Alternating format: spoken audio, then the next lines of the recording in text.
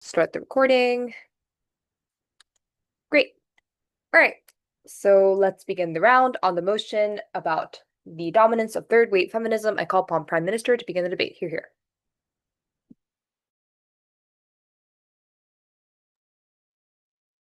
I like to take POIs exclusively via chat. Please don't verbalize. I have a precarious internet.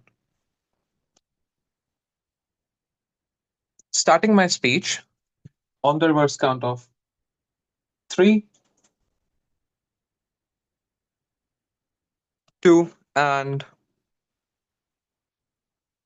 1. What does third wave feminism looks like? We believe at OG it is characterized by two things. First, third wave feminism is hyper decentralized with often issues that are not something which are relatively centered around main stuff that most women as a lowest common denominator face. But secondly, there are lack of leadership which is central in nature and hold command over entire movement structures like common resources or common NGOs and stuff like that, which means third wave feminism is decentralized and leaderless, or there are leaders who are present within pockets and bubbles that are formed via third wave feminism. What is the counterfactual? We are way more centralized in nature with common issues that are relevant to most women and are way more direct in nature as opposed to focusing on maybe eco-veganism or reclamation of slurs, etc. Or we focus more on like inclusion of women in workspace, sexual harassment, and wider issues that are focused around women. But secondly, if OP wants to claim that we are less inclusive, this is untrue. But like even if the third wave feminism wouldn't have become dominant, inclusion of multiple identities within feminist movement would have happened regardless for three reasons. First, it is a pragmatic incentive for feminist movement to become more inclusionary because it provides them with more amount of activist and donation money. Secondly, there is a rise of social media which connects way more amount of women and forms communities and sub communities. But thirdly, it is a good signaling effect for feminist movement to go ahead and include way more women who are more disprivileged. Plus, a lot of privileged women feel as a moral compulsion for them to include women coming from different intersectional classes and raise up their issues as well, which means inclusion at best is symmetric. Why then is centralized movement with clear leadership better, and why this dominance has ruined things for feminism? But before I continue, I'll characterize what these leaders look like. These leaders have three characterizations. First, they rise organically within these movements because they require trust and support and mass buy-in from grassroots if they want to sustain and have a long-term sustainability within the feminist movement. Secondly, leaders have incentives to maintain credibility, as otherwise they would be removed or would face internal backlash, which hence would lead into popularity of another leader, and a better leader would rise to power. But thirdly, the sort of person that joins a feminist movement and rises to the top has had huge amounts of opportunity cost in other fields, because oftentimes joining a social justice movement comes with personal loss and increased risk, an increased amount of backlash, and huge amounts of time and money being spent, which means the person deeply cares about those issues. Which means even when the movement is centralized, the person deeply cares and has good incentives to be within the movement. Why then leaders important? Three reasons. First, leaders can achieve way better economies of scale because they hold unique amount of trust and credibility within the movement, and they have way more centralization in terms of the resources that they hold, which means you can have common protests, common budgeting, and common stuff which is way more efficient, which means that already strained feminist movements, especially in developing nations which have lack of funding and activists, economies of scale can provide you more amount of activism being efficient in nature.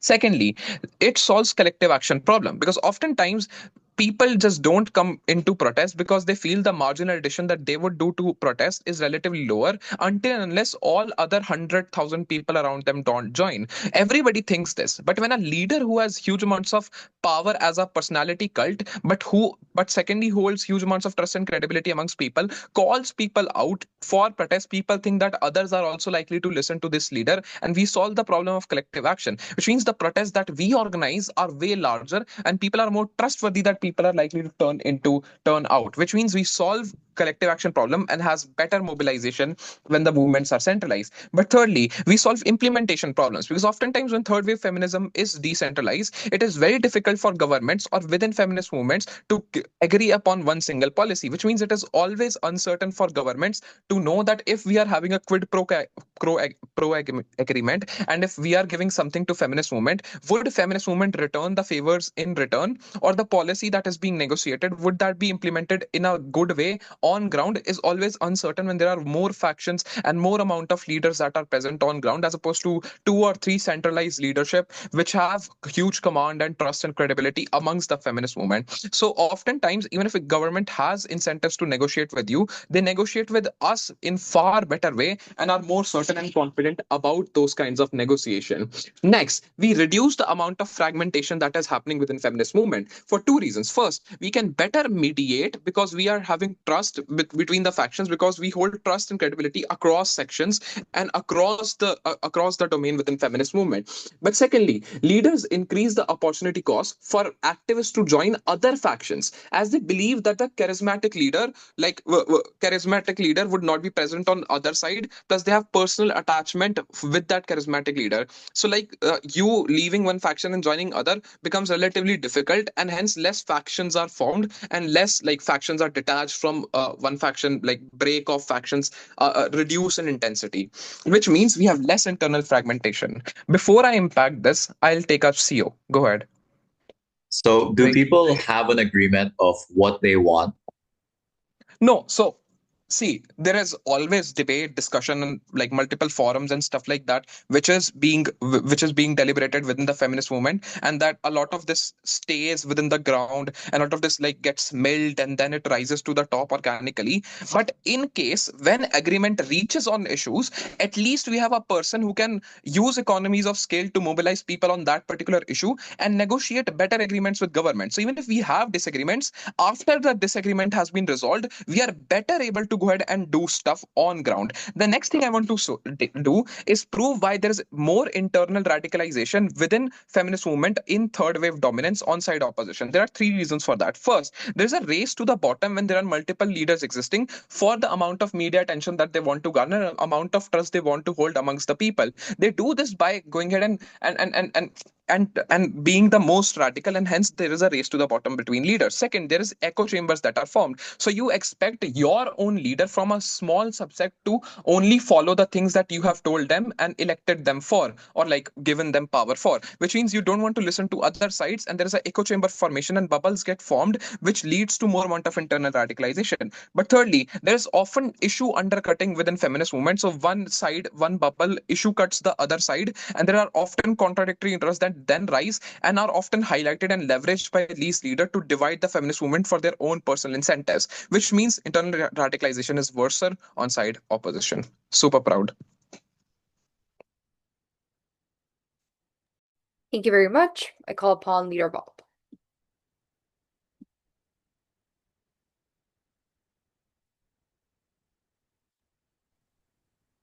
You rise through chat, please.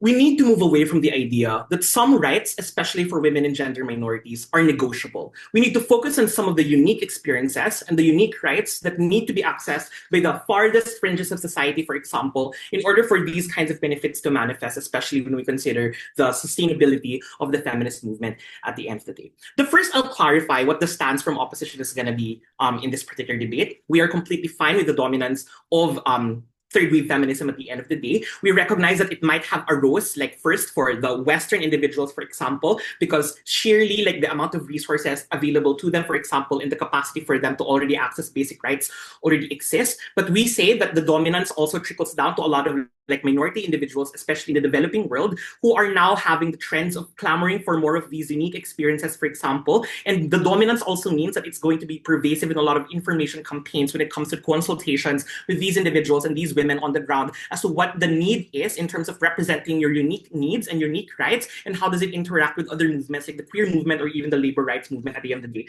We are not going to forego a lot of the basic human rights. So at some level, we agree that you still need to like join the protests clamoring for basic human rights, like decreasing the gender pay gap and other structural things. But in terms of resources, we're completely fine with spending more resources and reaching out to other women like in our societies and capacitate them to go to our negotiations, go to our councils, for example, and represent what they want at the end of the day. And these unique experiences are quite important. The next thing I'm going to talk about then is this idea that women's social positioning is necessary for structural change. And there are two parts under this. The first is, regardless of any kind of clamor inside Gov or even in opposition, as long as your individual capital is something that's low, i.e. you're not good, or like you're not good in terms of enacting policies, you're not part of the government, you're not the CEO of a corporation, a lot of the changes from Gov are going to be very, very marginal, right? Because like the patriarchy and a lot of like structural reasons in society prevent women from voicing out their concerns, and because they're like quantitatively just less resources concentrated in women, they're also unable to do these kinds of things. But secondly, even in the instance, right, people listen to you despite you being a woman, I think that it's more likely to lead to social isolation because of the glass cliff. That's to say that people are hypercritical of women, even in positions of power, for example, which prevents a lot of buy-in, even with these kinds of circumstances. It is only when women use their privileges to expand the number of choices available are the instances where we see active changes in the structures of society. This exists with the white women starting the suffragette movement in the West, for example. They recognize that because they are white and they are rich and middle class, they are able to have and launch these kinds of choices to ensure that the right to vote exists. But it also exists to corporate leaders, like, right, CEO, being able to establish your own company and actively changing the hiring practices to favor gender minorities, for example, is only available to privileged individuals only because the number of choices are things that are increased on their side.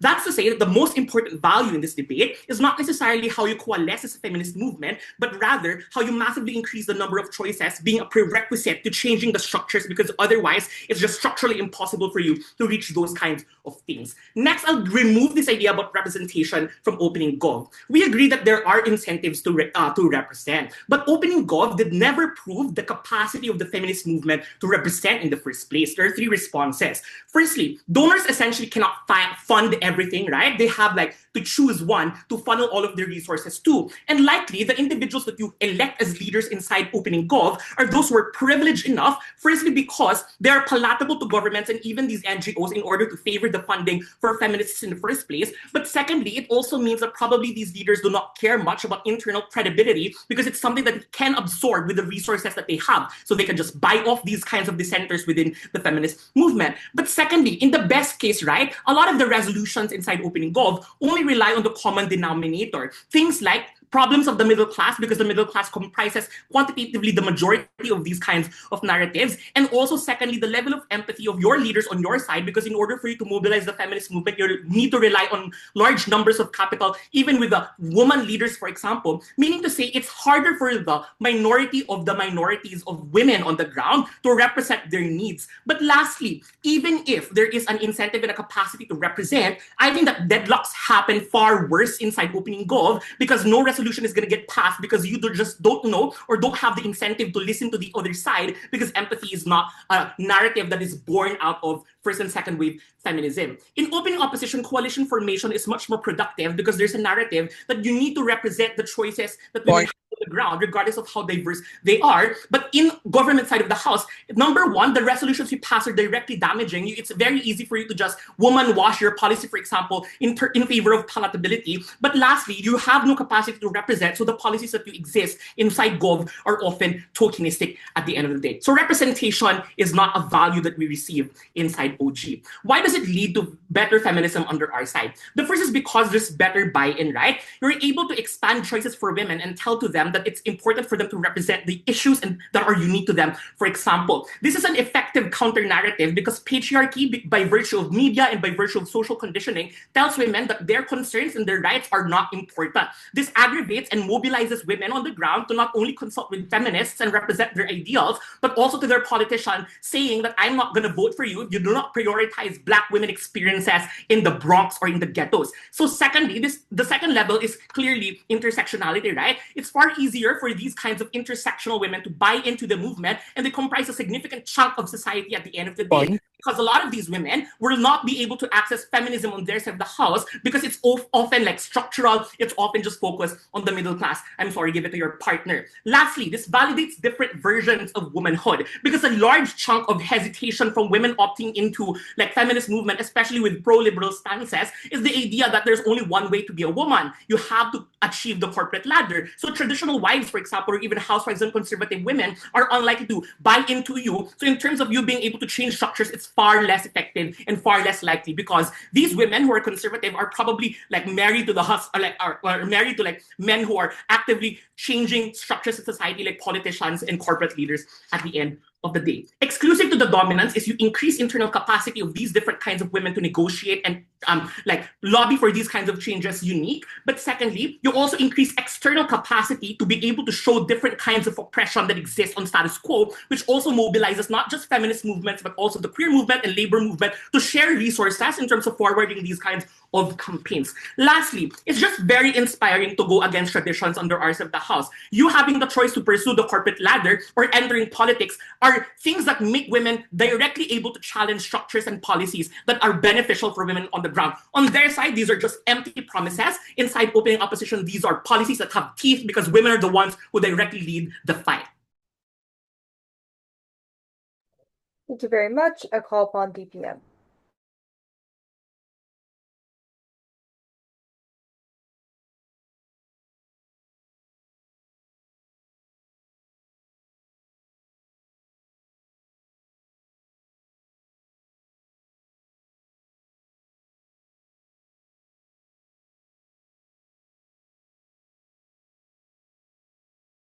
Hi, can you hear me? Yep. That's wonderful. I will take a PY from anyone. Just PYs via chat. I would highly appreciate PYs via chat. Yeah. Just give me 1 second.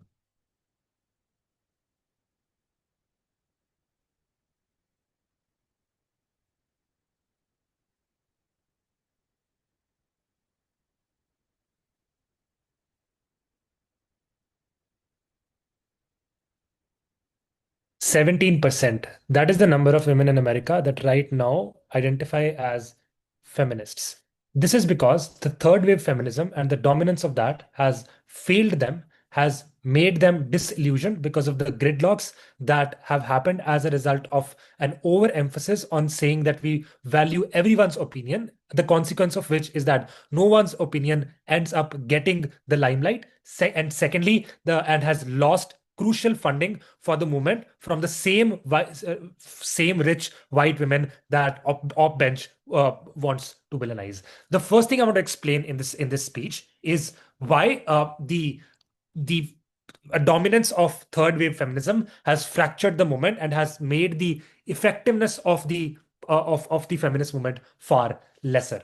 The first thing to note here is that the claim to note here is that opposition's biggest concern in this debate is that these things were not as inclusive when there were previous forms of feminism. We explained why there is an incentive to include people from different minorities and different intersectionalities on our side of the house as well, because of two reasons. First, that the reason why second wave feminism was not as inclusive was because there were literally very few women who from intersectional and minority backgrounds who were able to get to that level in the first place. Given that right now there is far more capacity for them, given the fact that there is far more education and all those things, we think we would also get the permission of all that. But secondly, given there is an incentive for us to also collaborate, we think that would happen. Or lastly, social media allows for that kind of collaboration. So what at the end of this note, we explained why these white women, when they feel that their agenda is something that is being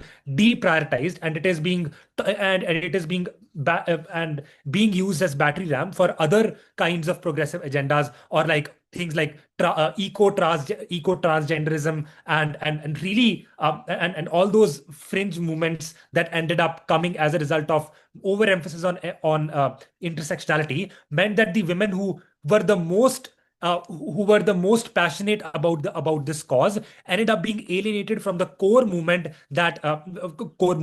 The implication of this was not that they stopped funding the movement itself. It was just that they create far more decentralized movement, and they created far less, and the efficacy of that became far worse. Not just this, we explained why when these people went away, it was not just that you could not benefit from economies of scale and all those things, but also the fact that you looked incompetent because because you were seen as a movement that had far more internal tensions. You had far more vilification from within the movement, where there is a race to the bottom of different leaders talking about their agendas being the most important. That is why you get very little money on their side of the house to the feminist movement, which is incredibly damaging. The second thing I would note is that there is absolutely zero response to this claim from Prime Minister.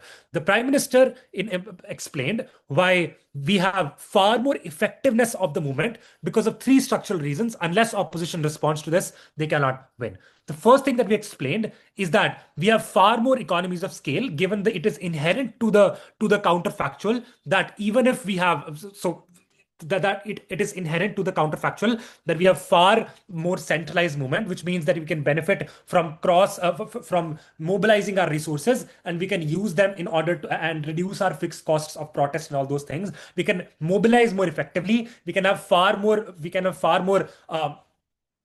mobilize movements and protest and all those things, which are far more coordinated, which improves the efficacy of the movement itself. Secondly, even if we have less leaders, we have far more powerful leaders, and we have trusted leaders, in which there is far lesser race to the bottom of internal fracturing, which oftentimes is crucial for any movement to get any sort of change.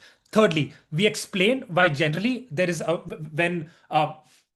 when there is in the counterfactual, there would have been an emphasis on things that actually do on a common basket of things that majority of people care about, and why that would have been good. So let's talk about the first thing on effectiveness.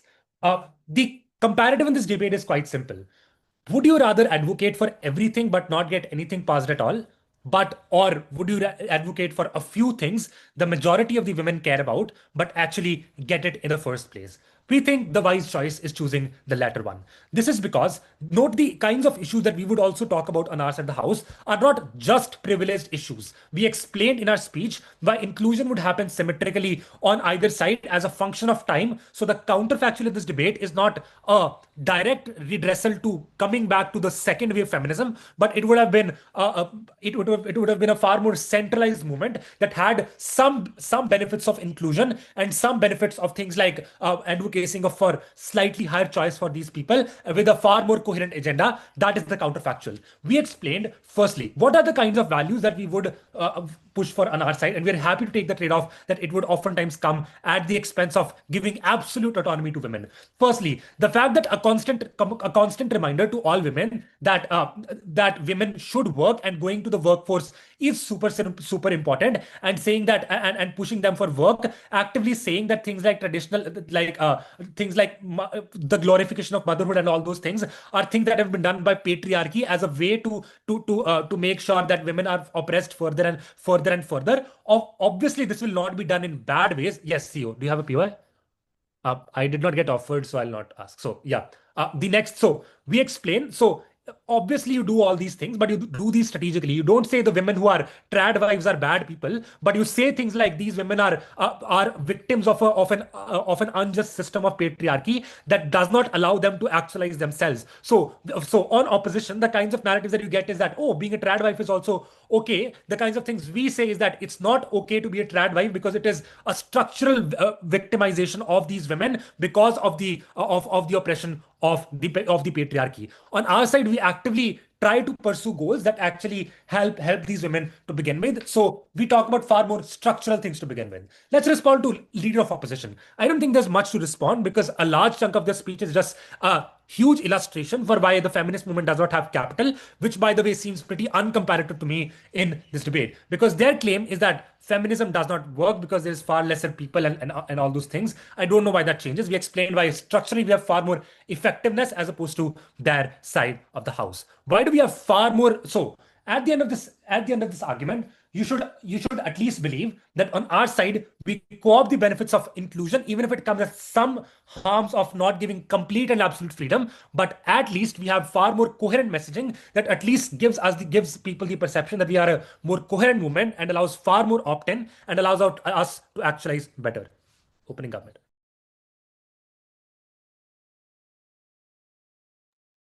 Thank you very much. I call upon DLO.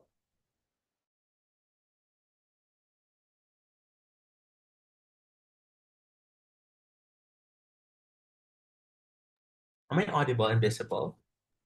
All good. Okay. Starting my speech in 3, 2, 1.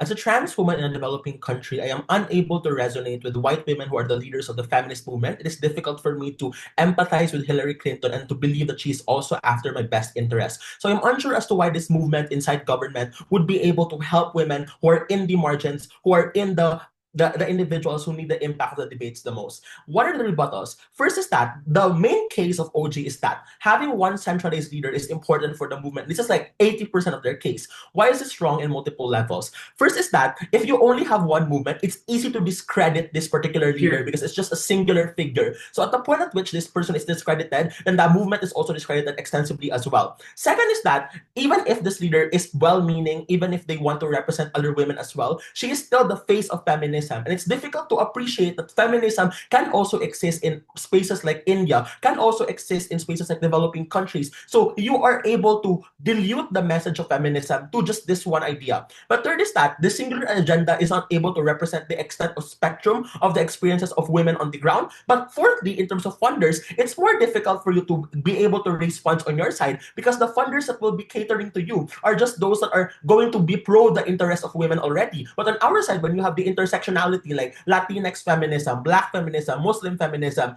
then you're able to also rally funders that are perhaps going to be interested in the causes of Black people or Latinx people. And that is when you actually gain more capital for the movement on the ground. The second thing is that our side is better because we have multiple platforms to be able to ensure that the message spreads across echo chambers. So it's going to penetrate even hardened echo chambers that will not be penetrated by the mainstream messaging. But second, the platforms will also coalesce. So for example, they can still talk about how cultural norms affect women in different areas of the world. So therefore, there is still some unity towards that platform. And at least in our side, it's only when you're able to get that nuance exclusively. The second thing they said is that, economies of scale will be better when you have one singular movement. But notice on their side, even if you have more policies on net for women, they need to weigh, are these policies pro-Black women? Are these policies pro-trans women? Or on the margins of society later? We think that the policies to be passed are those just to be like catering towards women who are of certain privilege. On our side then is that number one, you are able to make these struggles more appealing and less able to be shut down by the Congress because you make it so real that these are the struggles of Black women, that these are the struggles of Latinx women, as opposed to on their side, it's easy to dismiss things like the wage gap because this has been the generalized struggles unlike a lot of women experience from. But then secondly, on our side, you have more specific laws and you have more specific policies to be able to pass these movements. So on our side, we benefit women as a whole. The first question I'd like to ask is, why is the third wave feminism necessary in maximizing the impacts of the feminist movement? I'll argue this in 4 levels. First is that it's essential in recontextualizing the demands of the first and second wave movement. Later, the premise is simple. First is that there's a radical element of the first and second wave feminism, like Marxist feminism, saying that the root of women's struggle is capitalism. This is unpalatable to people on the ground, like unpalatable to a lot of capitalist stakeholders who run society. But the second is that a lot of the premises of the first and second movement is that it's a nuance, that it's general anti-domestic violence and does not consider the unique needs of women. What is the third wave movement going to provide exclusively? First is that it grounds the demand of the movement to tangible realities, so you're not radically fighting against the abstract boogeyman that is capitalism, it's going to be looking like the unique everyday intersectional struggles as a Black woman, as a trans woman, for instance. But second, you're also able to understand, you're able to expose the spectrum of abuse. It's not just the domestic violence. The domestic violence, for example, in Nigeria, looks like mutilation and cultural violence per se. So that is when you're able to recontextualize that these kinds of needs of the first and second wave movement are able to be best presented on the third wave movement. Yes? CG? OG. Yeah, go. General policies affect all women, which means workplace inclusion gives access to money to all women. Using money, you can get all the things that you are saying at O because you can insulate yourself from discrimination as a Black woman if you are richer and have more money, which means you are logically prior to anything O says.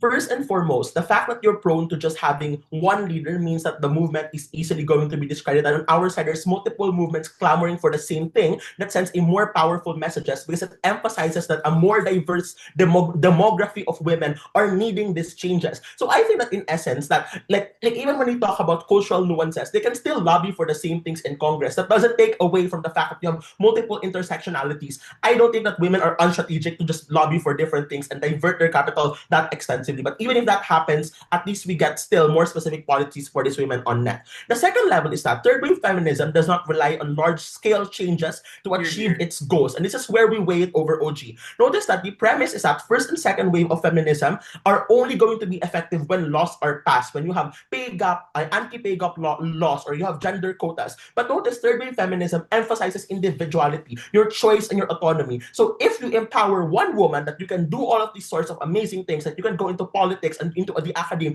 it is already enough empowerment that you don't get because of the structural justice focus only in the first and second wave feminism. Third level is that it puts the minorities at the forefront of the movement. Notice that the premise is that even if the leader is going to want to appeal to the minority, notice that number one, they're likely still going to be the leader in the majority because one, they have existing social capital, but number two, because of the learned helplessness of the minority. The impact is that minorities will feel unheard and they will be infighting in the movement and they will likely be unreceptive to the things that the feminist movement is fighting for them. But fourthly is that you highlight the spectrum of the problem. If this is so bad that all women are experiencing it, therefore you have to fix it. This argument is debate winning because it targets how the feminist, it doesn't just talk about leaders and logistics, but also on how the feminist movement is being able to reframe itself to appeal to a lot of individuals. The second argument, really quickly, is how does it lead to empowerment of women? Notice that it's only on our side when you are empowering women to have lots of choices, to be able to pursue their own path, to be able to understand that there's multiplicity of ways to be a woman. On our side, you push them to build structures to help other women. For instance, when they succeed in life, when they are able to choose their careers or are able to choose the lives that they want. In our side, that you create an ecosystem wherein women are far more likely to help other women. That doesn't happen on your side when you're only fighting for structural like injustices that doesn't necessarily empower the individuality of the woman. So in essence, the impact is twofold. Number one, you get more empowerment for women per se, but number two, in the long term, when more women are empowered and more women are assuming the lives that they want, that is when you actually are able to best lobby for all of the things that are necessary to break structural injustices. That is what the first and second wave feminism wants. So it's only on third wave feminism that you fulfill the goals of first and second wave feminism in society. Thank you. Thank you very much. I call upon Member of Gov.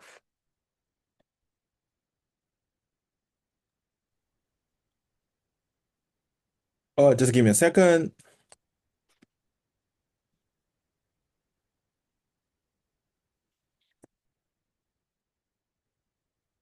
PY in the chat.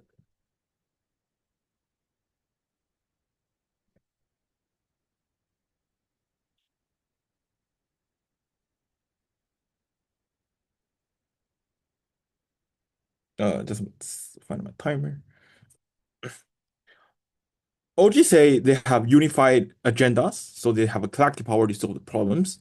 O say we will also have the collective agenda. The extension from CG is simple. That is why up will have far less buying and less capital to achieve any kind of goals. The first is the up war, is our war. We directly go against abortion. We go against pornography. We go against discrimination. We go against those kind of people who become the housewife. We want to achieve on certain goals. Well, like if those people who support on this kind of like agenda, they are automatically feminists. If you don't support, you are not feminists. So we are in a echo chamber to have the collective power that we push for some agenda. While the third wave is open the Pandora's box, which is there are huge group of female who are traditional, who are religions, who believe abortion is wrong, who don't like LGBTQ people at the first place. This is a huge amount of people. Like, for example, my 40 years mommy think LGBT people is evil, who think abortion is bad, it kills a baby. There is millions of the traditional female or opt out of this kind of like the feminism group, and they are often the people who have the most amount of money.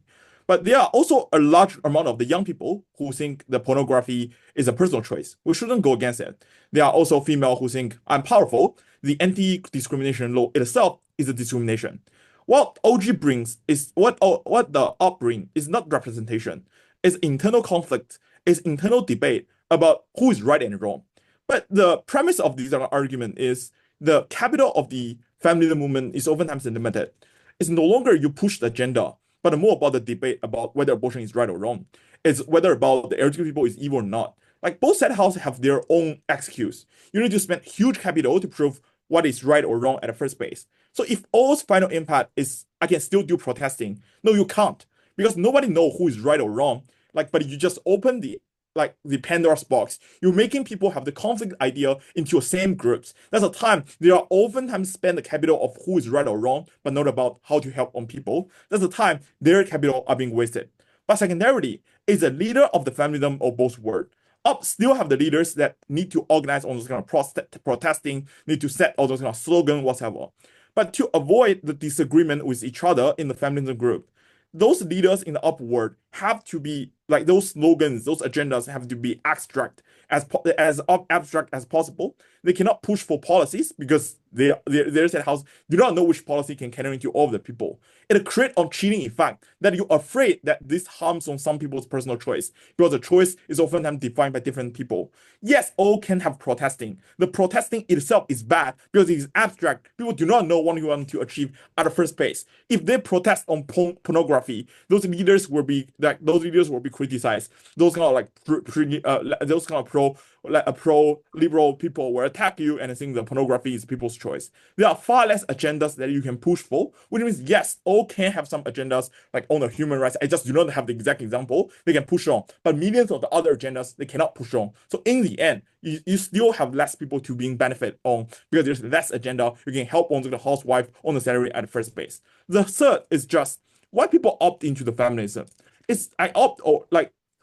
opt into the feminism, maybe you buy the identity. But the important thing is not that you buy into the feminism. The important thing is how you devote in the feminism movement. The reason why you devote a lot of money, a lot of time in the feminism movement is because you think it is beneficial for you. There's a return at the first place. All to say I opt in because it feels it represents me. But we already cut the logic. It's not representing you is meaningless because when those kind of people see, there's always debate. There's always like controversial ideas. People do not know what exactly the things can benefit to them. That's a tight tipping point. Like too many different like ideology confusing people, so people do not opt in at the first place. But secondarily, it's also because there are too many different agendas, too many different ideology. Some people think abortion is good or bad. There's a confusion, so people do not want to spend the time to to think or to figure out which is right or wrong. So the confusion also makes people out at the first place. The fourth mechanism is there's a mismatching of the goal and discussion. The social discussion should be like how to taking care of those kind of people's less salary or the female being discriminated, not about do females being discriminated, or it should be how to making the abortion into how to help those kind of people who need abortion rather than about abortion is right or wrong. But if there's a house gives those kind of Pandora's box when they include more people, they start those kind of toxic discussion and no people can understand. The last mechanism is about commercialization. When you do not have a leaders who do not have someone who organize the whole like movement, who will be the one have the most of the voice? It will be someone like the brand, like the Nike or those kind of like clothes brand told you if you buy some fancy clothes, you will love the family movement. It's those people who like Taylor Swift. That's the like when you do not have an active leader, there's still someone who have the most of the voice because they have a lot of money, they can do a lot of branding, whatever. Their interest is to get as much money as possible. So they don't want to do the protesting. They don't want to do whatever they want at the first place. But comparatively, on our state house, we have a clear leaders who want to push, for example, I'm the leaders, I want to push for the salaries. There's check and balance on this guy by saying, like, what is my next procedure? What I will do next? How I organize protesting? But if the one who have the voice is those kind of brand, you have no way to check and balance, and they have bad incentive, which is just to get as much money as possible. Closing. So in your best case, everyone is under one full feminist movement. The problem is they still have differing views. If they have a different view from what the feminist movement is doing, what do they do? Where do they go? Like, I just want the people who have the same views to do the same things. I just do not want the different view people in the same group. I think there's still a huge amount of group of people who think that pornography is harmful, or think that we shouldn't, like, a female cannot be housewife, who think like we need more salaries or abortion is bad. That's enough. We just do not want to include those kind of like super liberal or super like super right people to come in. The way here is all may include more people like LGBT people, but it also increases the people who go against the feminism, like my mommy will go against feminism because it's think LGBT is evil. Our state house prove that at least some of the agenda we can push, no longer to debate about who is right or wrong. This is endless discussion. Nobody know who is right, but we just at least can push for the change and use the limited social capital to do the things we want. On the legitimacy clash on the developing countries, when you include a LGBT or radical part, like it's easier to be demonized in India or in this at the first place. There was less legitimacy on their work because they will always pick the worst part. Comparatively, ours also is we only have one agenda. This feminism is we want to have more salary at the first place. That's the time you have more legitimacy because we directly show the data the payment is low. It's our sales have more legitimacy. With all of this, practical both. Thank you very much. I call upon member Rob.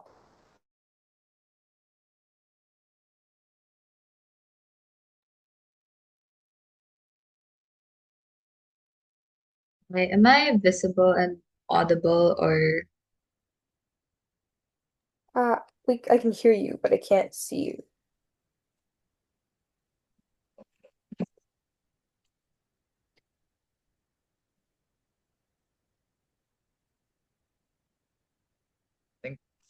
It's fine if you just don't have a video. yeah, that's okay.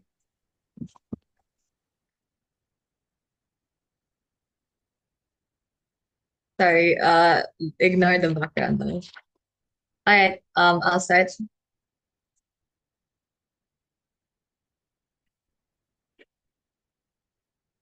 Historically, the 1990s were a time of revolution. Were a time for people of color to be able to stand up against the dominance of white individuals speaking over their rights. This is a time of the age of information, where the feminist movement needed not to be one single idea, but many ideas that competed with each other to make them better, many ideas to fit all women under one umbrella, versus those women do not opt into feminism at all. So I want to talk about third wave feminism and why it was necessary to sustain the feminist movement in the first place. OG says, and also CG, that this dilutes the feminist movement. This does not engage with what I will propose now, because this will be a historical analysis of why it was absolutely not necessary to be dominant at that period of time. So what happened in that transition after the second wave? Two important things. One, the overwhelming capture of white elite women at the very top, because the second wave was controlled by the suffragettes that came from the first wave, but also a lot of women in World War II had access to jobs and now wanted to keep them. But their interest was specifically to now reject the unit of family. Their interest was to reject femininity, with Rosie like being able to reflect masculinity and say that women can wear pants too and be able to have jobs like men can. The problem with this is that it did not reflect the other views of other women in that time. It was privileged views based on the ideas of being able to succeed in the workplace. And this is where I'm going to insert a rebuttal to opening government and CG, where they say it's important for you to be able to get that kind of money and capital access. The problem is for other people, there are other more pressing concerns that were never addressed. So maybe money was some concern to others, but for others, it's getting out of domestic violence. For others, it's being able to fight for their own right to religion. And it's because of those beliefs that were never respected. You needed a dominance. And that was terrible because these people also do not own the principle of feminism, that they cannot just choose for people what is good or what is not good for women. They cannot just say that these women don't actually have autonomy, or are blinded by their religion, or are blinded by other factors outside of it, because we don't have the access to their lives like that. We don't know them like that. So the only thing that is definitely true is to provide agency for these women. But secondly, and this is a very unique thing that opening opposition does not talk about, which in the 1990s was the rise of civil rights movements and Stonewall riots. And this is important because a centralized movement controlled by just one idea, and as they suggest, it was incredibly focused on just feminist ideals of the corporate workplace, those were in direct contention with the goals of the civil rights movements, where those were not movements to be able to get better salaries, but those are movements for to just sit in the same places on a school, to just be able to access the same houses, to not be redlined, to not be hate crimed on the street. These are rights that the feminist movement was not advocating for. So what happens when the third wave was added? They were able to coincide with those rights. The feminist movement also supported the rights of queer women, of lesbians on the streets who campaigned for another day of sunshine, of people who are Black women in these kinds of movements who campaigned to be able to access the same kinds of schools, the same kinds of housing, versus just the corporate salaries that they were fighting for at that time. We needed dominance for two reasons. One, because even if there's some incentive to pander, that only exists maybe right now when there's cancel culture to force you to want to opt in and to show POCs that they are inclusive. But at that period of time, it was not popular to want to include these people, that these people were second-class citizens. Therefore, there was a self-interest to protect yourself as a white woman and not want to share your empowerment with these individuals. That's why you needed a dominance of intersectionality. That's why you needed more people to be able to speak out about why housewives were still okay to be, because other opinions, other narratives would have hurt that and would have prevented it from ever coming out.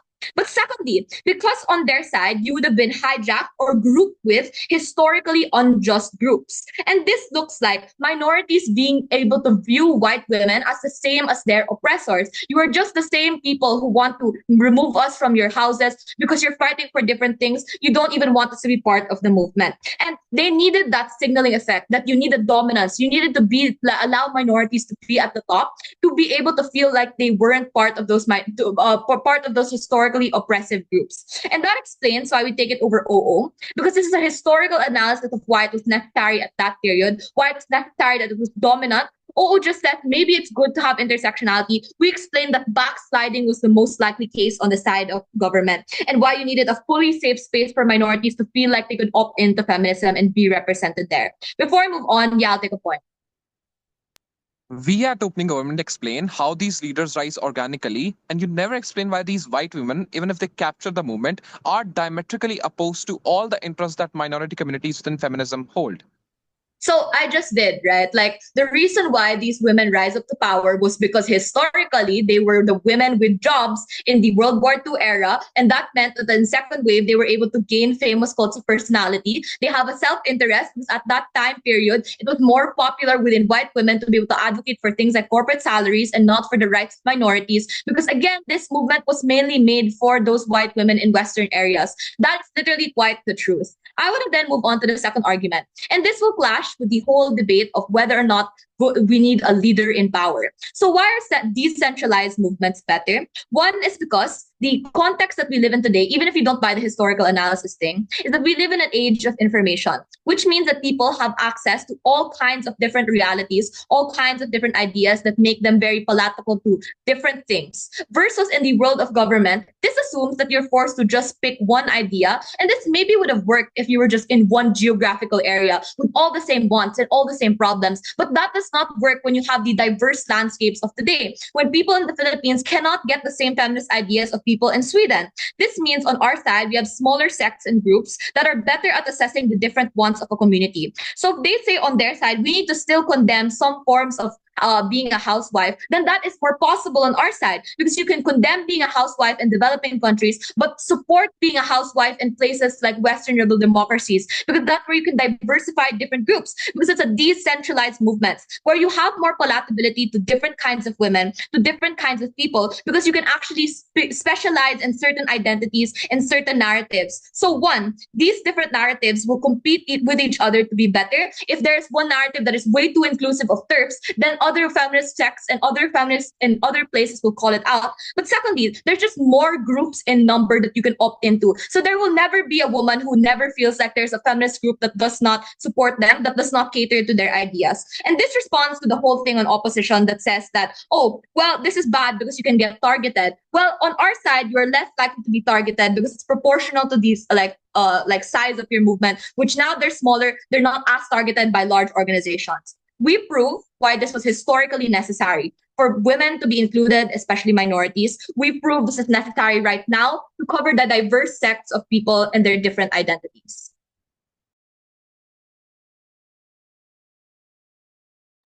Thank you very much. I call upon Gov Whip. Hi, am I audible? Yes, you are. Okay, just wait a second. Let me set my timer.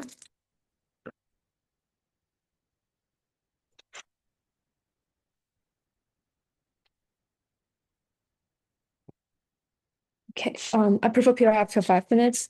Just verbal PR. Okay.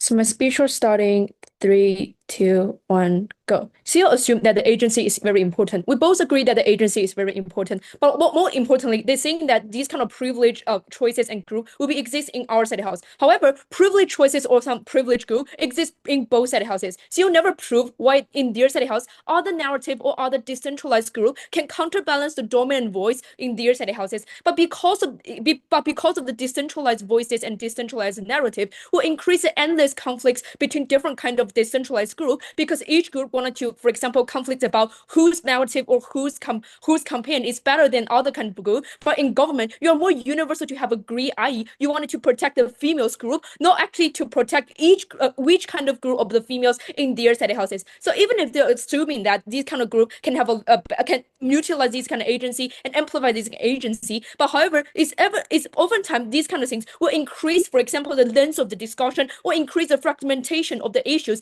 that making people more confused or making people to choose which kind of group or which kind of narrative is better or is better catered for them. But second of all, they also assume that because this kind of group is very smaller, so they are not going to be targeting by other kind of opposing parties. So if we buy in their premise or buy in this mechanism that they are very small, that other people won't be targeting, then their impact, for example, putting people on the council, pushing for the policy, these kind of impact or the benefits is oftentimes will also be marginalized in their city houses when you buy in their own mechanism. But compare in our city house, when you centralize this kind of feminist movement, it looks like three things. First, if we both buy in their framing that we are living in the age of the information, it also can include more views for the leaders or other kind of for the movement to listen to. But because of the more resources and the check and balance for you to do the foundation and increase the trust, you're more able to do the balance between different kind of between different group of the females. But because you're more also able to do the balance well, you're able to cater to the majority females that they are facing the most urgent issue. For example, when they're facing the abortion rights, when they're facing the, for example, a gender conflicts, you are more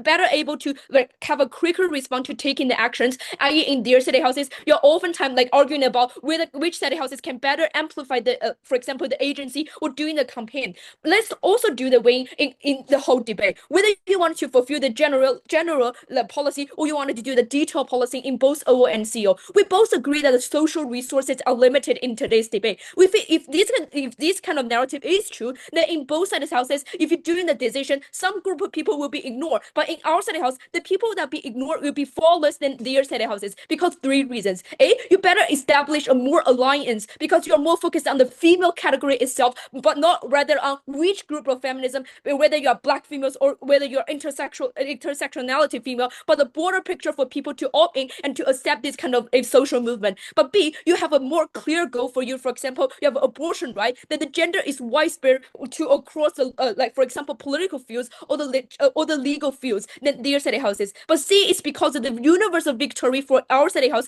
For you to have, for example, the centralized social movement is a premise for the opposition to have a detailed policies, because the universal victory giving females the foundation for them to diversify themselves and also to have a more detailed policies. You are more powerful, having more powerful organization and resources to protect the baseline of the centralization of the females compared in their study houses. But also, we also will be will also be charitable, even if we do agree that we have less detailed policies, but because of the fragmentation of the issue, increase the length of the discussion, even if you put in people on the council, it's very ideal for the opening opposition to talking about. You never know the agency of different kind of people. You only focus on the intersectionality of the uniqueness of different kind of narrative. It's oftentimes unclear for the people to actually join in. But B is because of infinite divide. When you infinitely divide people and identity, even if you cater to some group of people, you just increase the ego of each group to fulfill their interests, because each group wanted to fulfill their interests, wanted to fulfill their, for example, obligation, because the personal lobby over time, for example, ignore other group of people, it just will become endless conflicts, as Alex tell you. But also, you just ignore the true enemy of the whole debate, that is patriarchy, because it increase the internal conflicts between different kind of females, feminism movement, that you actually sharpen the power to oppose these kind of patriarchy.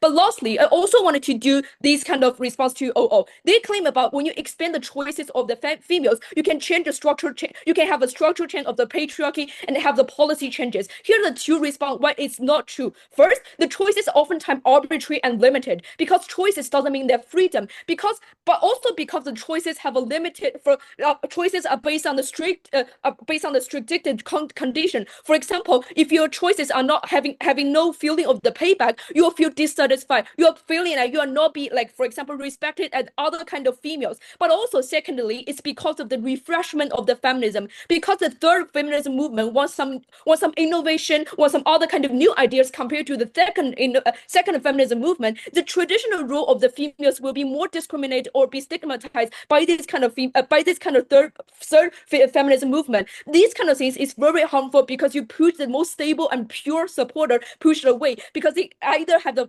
larger scale of the support, but also because they have a more stable, pure interest to improve the female treatment or the abortion right, but not, for example, intersectionality choices with other people's. But second response is telling you that even if you don't agree these kind of things, even if the opposition team, they can amplify the choices, they're still going to be harmful, because you sharpen the political opposing power to the patriarchy on the three reasons. First, you just shift the conflicts to personal choices, i.e. you decrease the attention on the female, but more focusing on, for example, whether you amplify the human rights itself. But B, you just decrease the protest power. It's not going to be amplified on why females being this kind of treatment, but more focus on why you can choose whatever you want in the opposition team. These kind of things is very harmful, because females can feel the urgency or the courage to completely against the patriarchy, because they don't want it to be destroy the whole patriarchy, but they either to be choose different kind of choices and benefits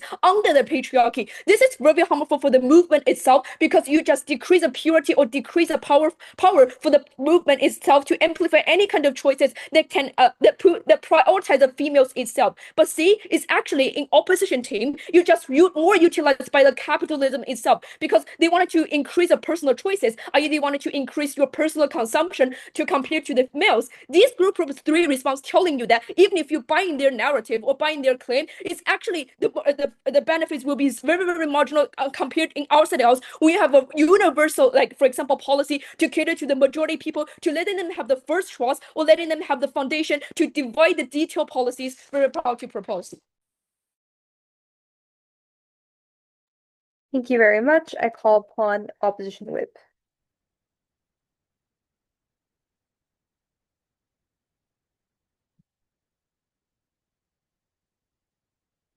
Hello, am I audible?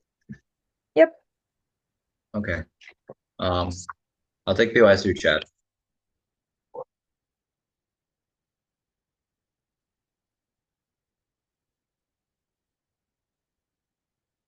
I'll start my speech in 3, 2.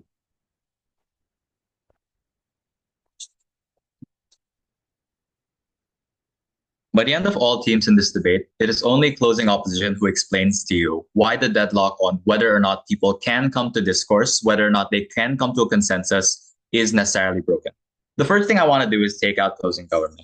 Their two broad arguments are there are many people who dislike certain communities or dislike and support religion, dislike abortion, and that tension with each other makes it difficult for them to come to consensus, especially under our comparative. The first thing they don't explain is why this doesn't also exist under their side. The POI I explain is just if you are under the same single unified movement, there are still a variety of people with their own selfish interests, their own lived experiences, and therefore the ability for you to do things like decrease discourse at best is symmetric, at worst is far harder, precisely because these people don't have any other means of competitive movements to opt into or alternatives. Secondly, they then explain, well, we don't want to empower super liberal or super conservative people. At best, that's the benefit we can claim. The first thing I want to say is it's unclear why these people under our comparative have these platforms. You can still call these people out. You can use discourse to force them out of discussion. In fact, I'd flip this idea. Sometimes it's right and just to have radicalism. The first and second wave feminism were radical at the time. The civil rights movement, the Stonewall riots were radical at the time. Precisely, it is this empowerment that comes from radicalism and people's ideas being pushed to the maximal limits is what pushed for a fairer and more just democracy, which only really accrues when you give these people a platform and some form of legitimacy under our comparative. Even if you believe these people were bad, it's unclear the meaningful extent of difference under their side. It looks like maybe they can form their own echo chambers. It's femcells, TERFs who hide in subreddits even now who still would get support from the most radical individuals, the most loyal individuals. And I'd like to note a fair amount of people on either side are still reasonable. It's unclear why most people would opt into this, why we validate them to that extent. And therefore, all these harms of mass tensions of increased radicalization happen under their comparative. In fact, we flip this. We explained to you that under the comparative, where you have a completely and solely unified movement, it is terrible. What happens when you disagree? What can you do to hold your leaders accountable? The problem is that feminism isn't a democracy and never has been a democracy. You couldn't vote these people out. You couldn't hold these people accountable by shouting louder names or shouting louder reasons. The fact is, it's only tended towards the loudest voices, the ones with the most money. And that by effect means that people internally, the minorities, never had a chance to stand against them. At the very least, under our comparative, it is only people who are able to access a variety of different movements, a variety of different sects that they can choose to leave specific feminist movements, specific feminist NGOs. That often meant that it's much easier for them to hold each other accountable. Maybe white feminism is bad right now. It still would be bad on either comparative, but we explain why it would meaningfully get better when they're forced to compete with other movements, even if it is schisms of the own general movement of feminism. They then say, well, it's smaller, and that's bad because populism and is bad, and you're able to stop grassroots, and these people stay grassroots. 3 responses. 1, decentralized doesn't mean small. You can do things like have country-level feminism or smaller sects that support each other in some sort of cooperative agreement. You can work and partner with a few sects across nearby cities. Decentralization doesn't mean a complete separation and isolation of these feminist movements. Secondly, it would have been small regardless. You can look at the US supporting women's rights or women's experiences in places like Iran or Iraq, where the local people are the ones who are generally the ones funding them and made the most amount of change regardless. We've never scaled to the same size of Western liberal democracy, but the fact is they would have been small because of external reasons like patriarchy, like strong governments that held them into account.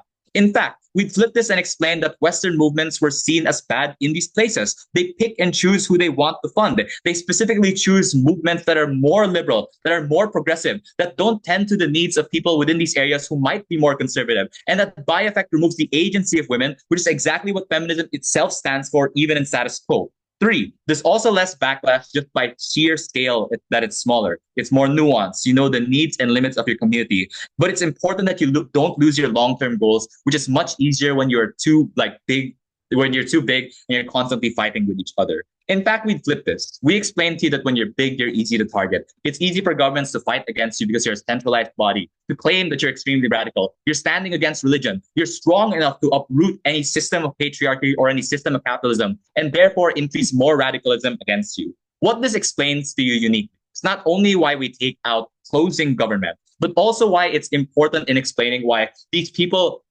They don't have alternatives under their comparative. New analysis that comes specifically from our side as to why it's bad to have a unified movement, even in the best case, assuming you had the capacity to do so, it doesn't meaningfully mean better for the people who don't agree with this movement. Secondly, let's tackle opening government before I'll take one from them. Just because there's more decentralization doesn't mean you get policies passed, but also just because even in these decentralized units, you can have the most privileged riding up to power. So if the claim is that you have a lot of privileged people always coming into power, within decentralization as well, you become into that, and it's far harder to call out. So at best, what you prove is that everything is symmetric. We still have a good benefit, which is that people can choose to leave.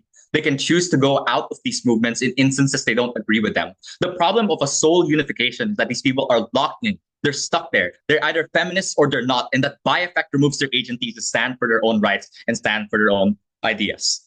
Secondly, let's take out opening government. The first thing they explained to us is, well, we reduce fragmentation. We question why there's a problem with this in the first place. Discourse, trust in leaders, and undercutting each other are symmetric. The difference is that you are subsumed under one and have no other choice. You feel unrepresented as the loudest and richest voices win.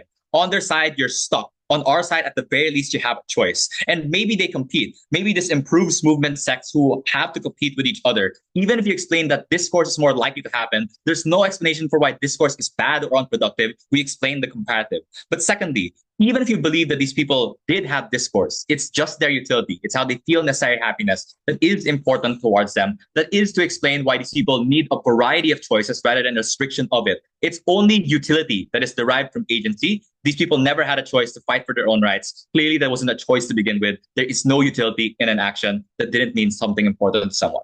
How do we then beat opening opposition? It's clear. We explained to you and skipped the entire debate. Why was this necessary for the survival of the movement in the first place? Firstly, it was important in being able to support other symmetric movements that were happening at the same time. The civil rights movement and Stonewall riots, where drag bars were being used as havens for women and women were nursing queer people after violent altercations. But in the long term of survival, it's that people were naturally inclined to be decentralized in the first place. It was the internet, access to people halfway across the world, that meant that feminism needed to accommodate this paradigm shift. Else no one would join the movement. People would only feel alienated, and they'd feel like the movement was stuck in a past that never could accrue in a world that was growing, changing, and being more efficient. All of these reasons explain not only why we're better, but why we're new, why we have a different idea that's important in the explaining the necessity for this dominance to happen and why it had to be decentralized. All of these reasons oppose. All right, everyone, thank you for the great debate. Please leave the room so we can deliberate. We'll call you back when we're ready. Please wait in the main hall. Thanks for the round.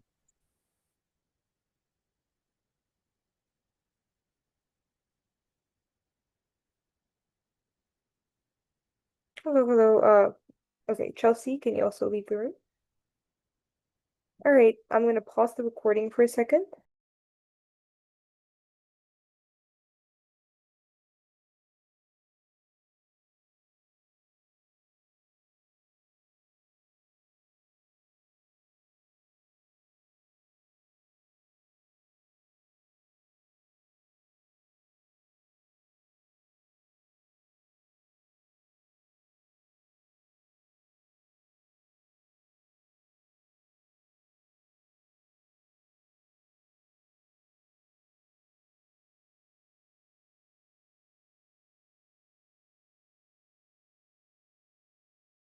Hi, everyone.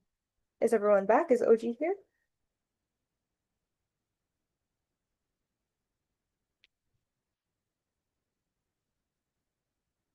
Oh, Yep, we're here. thank you, CG. CG's here. Thank you, CO.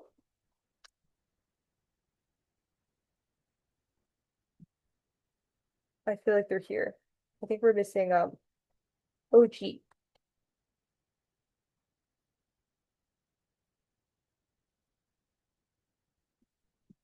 I'll mention them in the chat.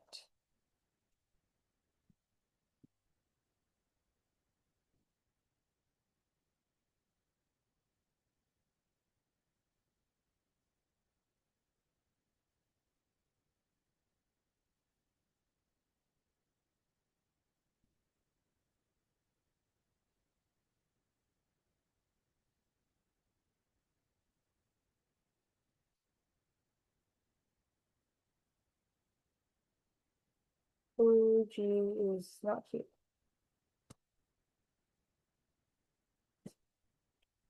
So let's see. Okay, once again. Okay.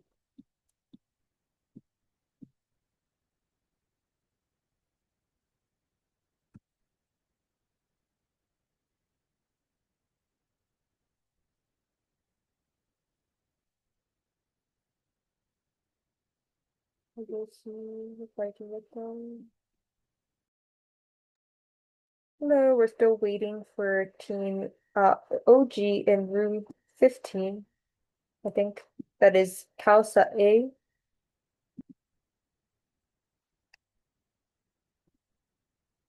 Hello, hello. Please, if you're here, join back.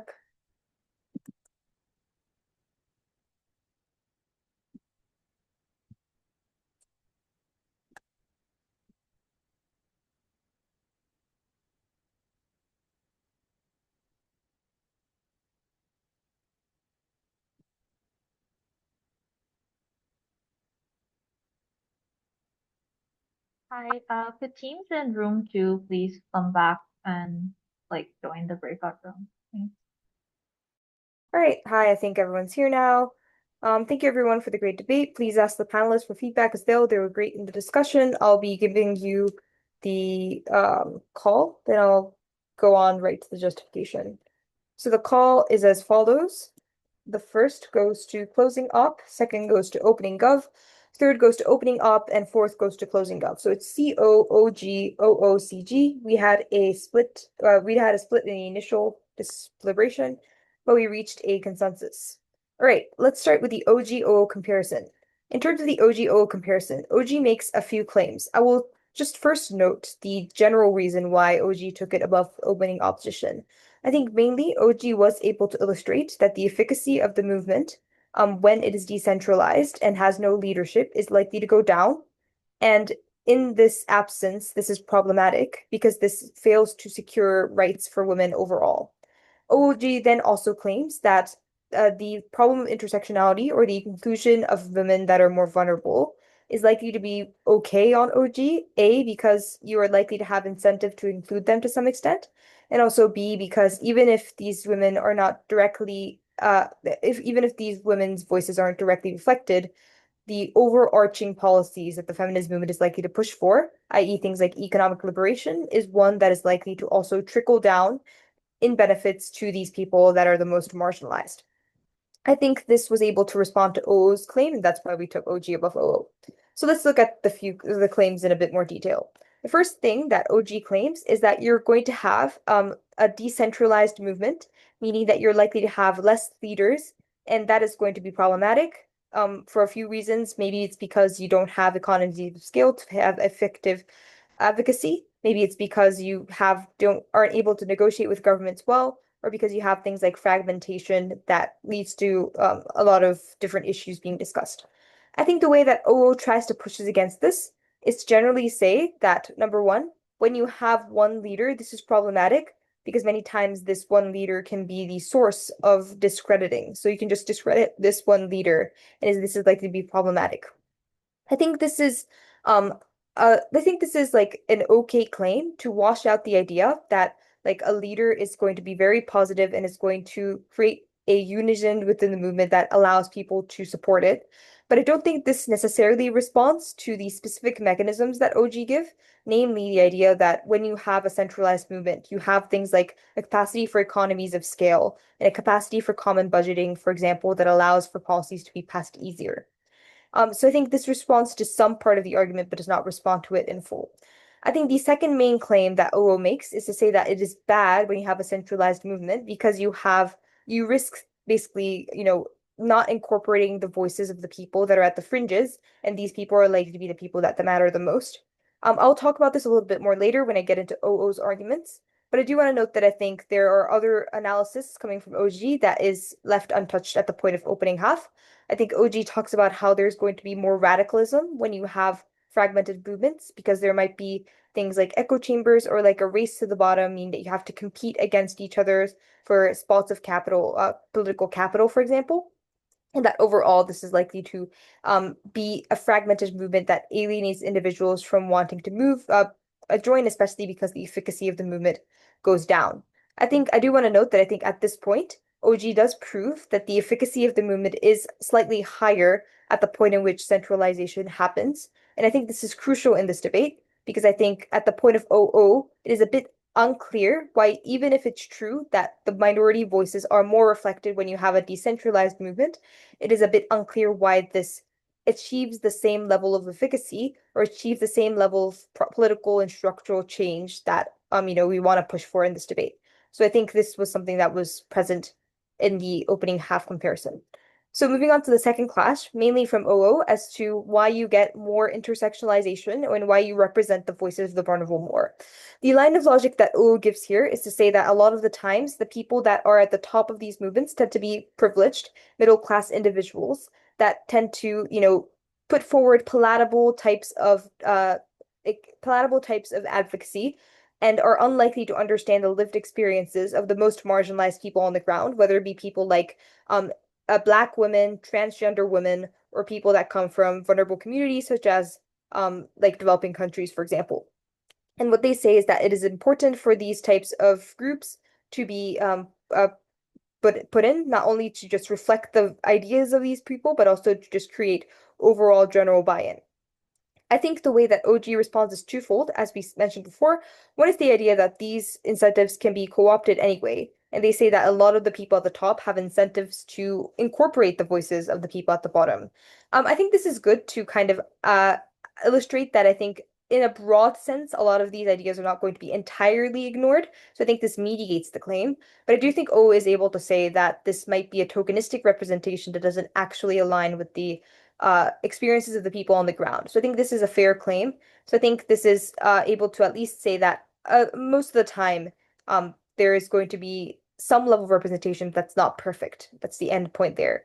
However, I think the stronger claim from OG is that given that the efficacy is likely to be largely different from both sides, OG claims that having a overall movement that advocates and is able to achieve broader benefits for women as a whole is significantly more important because these benefits also trickle down to the people on the ground, whether it be things like economic prosperity that would also benefit people like Black women or marginalized women within poor communities, whether it be things like, overall political rights that are likely to help these people as well.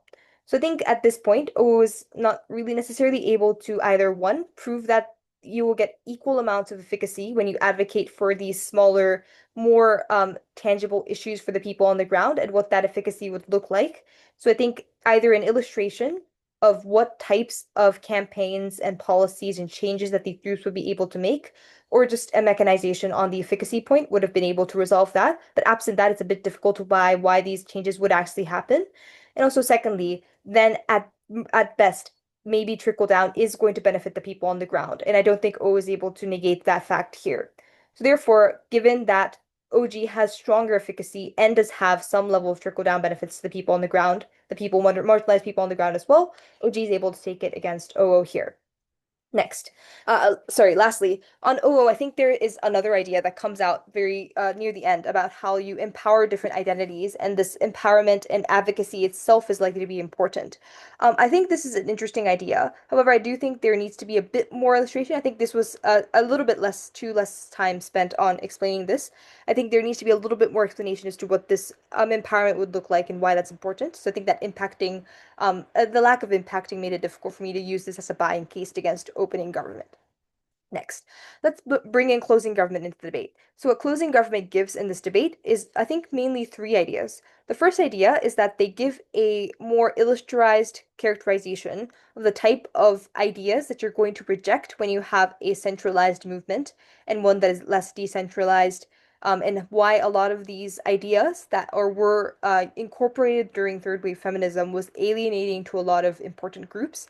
They give illustrations of things like they're going to stop rejecting religion, they're going to stop rejecting people that support abortion, that oppose abortion, they're going to stop rejecting people that oppose LGBTQ rights and stuff like that. Then secondly, they say that a lot of the times when you have decentralization, you're going to spend a lot of time fighting over what is correct and what is wrong, meaning that a lot of this political capital is wasted and you don't really get anything done, but you also create fragmentation, and that's horrible. And lastly, I think they try to talk about why the comparative of leadership can be things like businesses and consumerism, which can be more binding to the women on the ground. Firstly, uh, comparing against opening government, I think on the first idea about how you like create more buy-in because this is a more palatable movement. I think this is quite similar to what OG is already able to say in points about things like fragmentation. I do think that CG does add characterization of the type of ideas that you're going to reject. However, I think these ideas or these illustrations and examples themselves were a bit unintuitive, considering the fact that the idea here from closing government is that you're going to reject people, that you stop rejecting people that are like anti-LGBTQ or like homophobic. I think overall it just sounded a bit bad. And I think these examples themselves not add too much to the convincingness of CG's case. In terms of the other ideas, I do think that CG's second idea about things like overall fighting is is a bit more new impacted than what O at the point of OG, where they expand on the impact and say that there's going to be more fighting, more like discourse around issues that don't matter, as opposed to using this time more effectively. But I think this mechanism is a little bit unclear how exclusive it is, considering the fact that there's likely to be differing opinions on either side of the house, and absent this decentralization, you would have to generally just maybe reject people from joining the movement at all, or these people just don't agree with you and don't support the movement at all. So I think this became a little bit difficult for me to buy this case to begin with. And in comparison to this, I think OG's mechanisms on how things like radicalization happens more and how this decentralization leads to things like more echo chambers and more types of movements that have radical messaging was a little bit stronger and more exclusive to the motion, which just made me easier for me to buy, and therefore CG's case is unable to win against that. Lastly, on consumerism, I think this is an interesting idea, but I think there needs to be more proof or just more like mechanism or illustration as to what types of consumerism we're talking about and how that is going to gain a grapple over the feminist movement. So I think there's kind of like a tangent assertion here that if you have third wave feminism, the leaders will be consumerists. I think that's not true. So I think there need to be a bit more of a nuanced illustration as to how consumerism narratives become more co-optable during because of third wave feminism, because I think that's an interesting idea. I don't think it was built well enough for me to buy. Therefore OG takes it above CG. OO-CG comparison. I think this kind of falls into a similar idea here. Basically, it's that a lot of the ideas from CG were a little bit difficult to buy in comparison.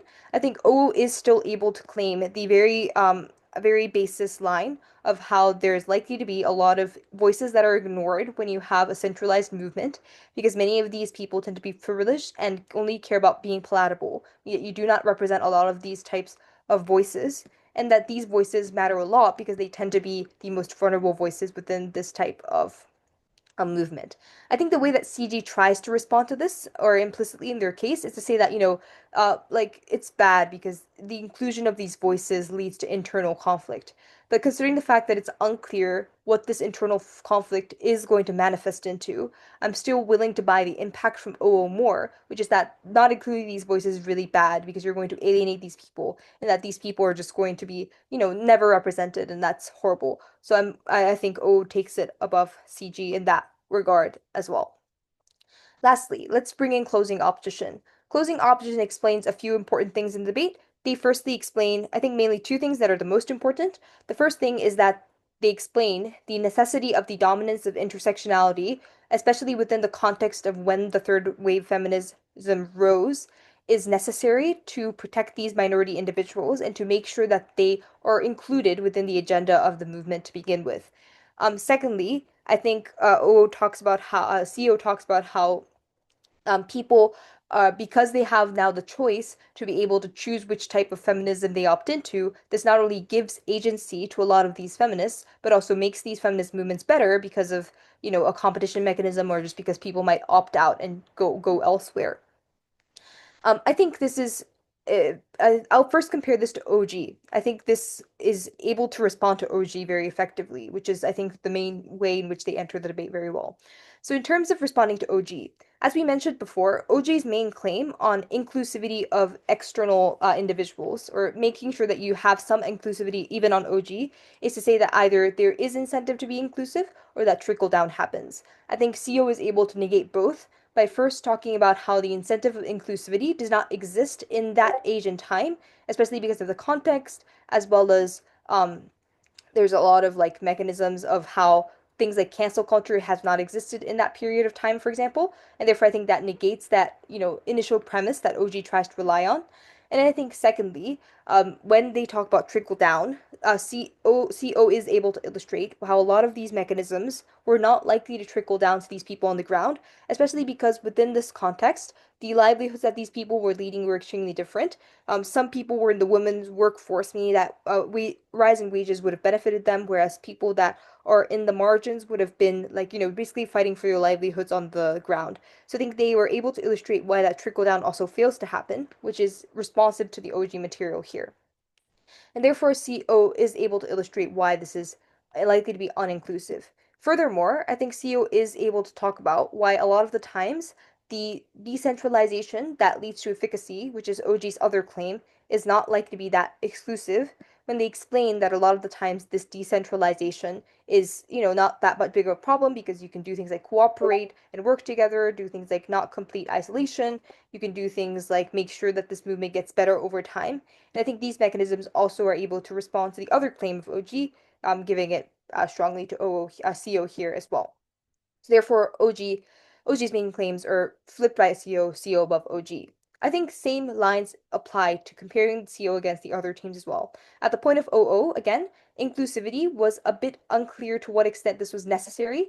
CO fills in that mechanism. And also at the point of OO, it was a bit unclear why this efficacy is likely to exist when a decentralization happens. I think CO is the one that fills in that gap. Similarly to CG, I think CO gives very intuitive responses to CG's main case as well. They are able to talk about how a lot of the times this, decentralization, these fighting over what happens is likely to happen on either side of the house, and it's rather better when you have decentralization and people can choose which movements they belong to based on their own experiences and agency. So I think CO is able to flip CG on that ground as well, additionally giving it to CO above the other teams. All right, that's it for my OA. If you have any questions, please let me know. If not, thank you guys for the debate and see you guys somewhere. Good luck for the next round. Goodbye. Thank you. Thank you.